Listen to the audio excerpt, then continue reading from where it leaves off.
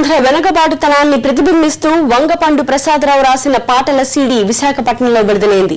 దభేల్ దుభేల్ పేరుతో రచించిన ఈ పాటల DVD సీడీలను ప్రజా గాయకుడు గద్దర్, తెలుగుదేశం నేత ఎర్రన్నాయుడు విడుదల చేశారు.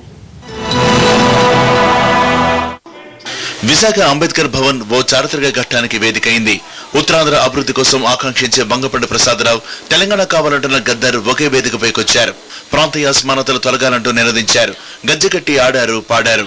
విప్లవ చిత్రాల హీరో ఆర్ నారాయణమూర్తి వీరిద్దరికి తోడయ్యాడు. దీంతో దబేల్ దుబేల్ కార్యక్రమం రక్తి కట్టింది. వంగపండు, గద్దర్ ఆటపాటలతో జనం పరవశించిపోయారు. వంగపండు రాసిన పాటల సీడీలు, DVDల విడుదలతో ఈ కార్యక్రమం ముగిసింది.